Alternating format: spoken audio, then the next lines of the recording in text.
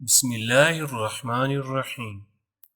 دوستو، آج ہم جس واقعہ کے بارے میں سنیں گے وہ ہے حضرت داؤد علیہ السلام کی قوم کے بارے میں۔ ویڈیو آخر تک پوری دیکھیے گا۔ اس سے پہلے کہ ہم ویڈیو شروع کریں، آپ سے گزارش ہے کہ ہمارے چینل النصیحہ کو سبسکرائب کر لیں اور ساتھ بیل آئیکن کو دبا دیں۔ شکریہ۔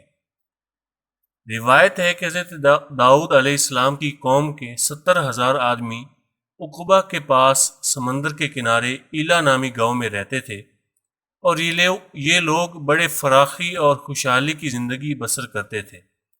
اللہ تعالیٰ نے ان لوگوں کا اس طرح امتحان لیا کہ ہفتے کے دن مچھلی کا شکار ان لوگوں پر حرام فرما دیا، اور ہفتے کے باقی دنوں میں شکار حلال فرما دیا، مگر اس طرح ان لوگوں کو آزمائش میں مبتلا فرما دیا کہ ہفتے کے دن بے شمار مچھلیاں آتی تھیں اور دوسرے دنوں میں نہیں آتی تھیں۔ تو شیطان نے ان لوگوں کو یہ ہیلا بتایا کہ سمندر سے کچھ نالیاں نکال کر خشکی میں چند حوض بنا لو، اور جب ہفتہ کے دن ان نالیوں کے ذریعے مچھلیاں حوض میں آ جائیں تو نالیوں کا منہ بند کر دو، اور اس دن شکار نہ کرو بلکہ دوسرے دن آسانی کے ساتھ ان مچھلیوں کو پکڑ لو۔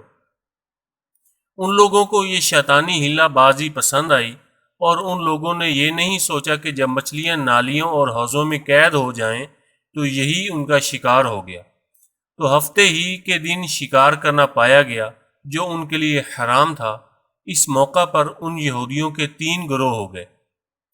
کچھ لوگ ایسے تھے جو شکار کے اس شیطانی ہیلا سے منع کرتے رہے اور ناراض اور بیزار ہو کر شکار سے باز رہے، اور کچھ لوگ اس کام کو دل سے برا جان کر خاموش رہے، دوسروں کو منع نہ کرتے بلکہ منع کرنے والوں سے یہ کہتے تھے کہ تم لوگ ایسی قوم کو کیوں نصیحت کرتے ہو جنہیں اللہ تعالیٰ ہلاک کرنے والا یا سخت سزا دینے والا ہے۔ اور کچھ وہ سرکش اور نافرمان لوگ تھے جنہوں نے حکم خداوندی کی اعلانیہ مخالفت کی اور شیطان کی ہیلا بازی کو مان کر ہفتے کے دن شکار کر لیا اور ان مچھلیوں کو کھایا اور بیچا بھی۔ جب نافرمانوں نے منع کرنے کے باوجود شکار کر لیا تو منع کرنے والی جماعت نے کہا کہ اب ہم ان گناہ گاروں سے کوئی میل ملاپ نہ رکھیں گے۔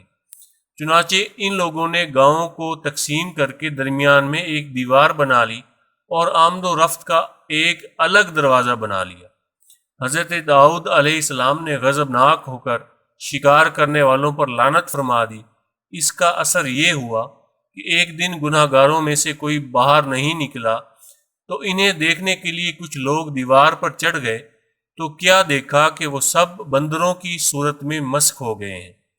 اب لوگ ان مجرموں کا دروازہ کھول کر اندر داخل ہوئے تو وہ بندر اپنے رشتہ داروں کو پہچانتے تھے اور ان کے پاس آ کر ان کے کپڑوں کو سونگھتے تھے اور زاروں زار روتے تھے، مگر لوگ ان بندر بن جانے والوں کو نہیں پہچانتے تھے۔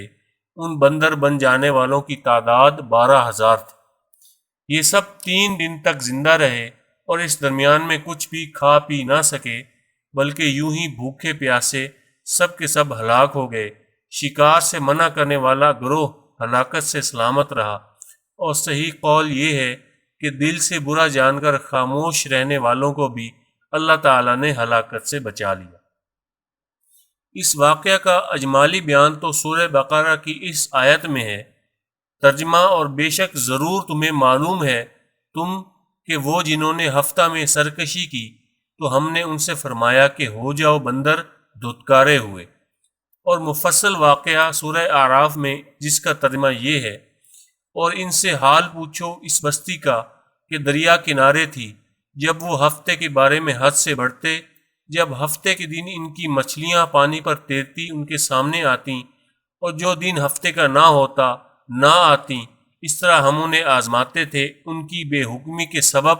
اور جب ان میں سے ایک گروہ نے کہا نصیحت کرتے ہو ان لوگوں کو جنہیں اللہ ہلاک کرنے والا ہے یا انہیں سخت عذاب دینے والا ہے، بولے تمہارے رب کے حضور معذرت کو اور شاید انہیں ڈر ہو۔ پھر جب وہ بھلا بیٹھے جو نصیحت انہیں ہوئی تھی، ہم نے بچا لیے وہ جو برائی سے منع کرتے تھے، اور ظالموں کو برے عذاب میں پکڑا بدلہ ان کی نافرمانی کا۔ پھر جب انہوں نے ممانعت کے حکم سے سرکشی کی، ہم نے ان سے فرمایا ہو جاؤ بندر، دھتکارے ہوئے۔ ناظرین، معلوم ہوا کہ شیطانی ہیلہ بازیوں میں پڑھ کر اللہ تعالیٰ کے احکام کی نافرمانیوں کا انجام کتنا برا اور کس قدر خطرناک ہوتا ہے، اور خدا کے نبی جن بد نصیبوں پر لعنت فرما دیں، وہ کیسے ہولناک عذاب الہی میں گرفتار ہو کر، دنیا سے نیست و نابود ہو کر عذاب نار میں گرفتار ہو جاتے ہیں اور دونوں جہاں میں ذلیل و خوار ہوتے ہیں۔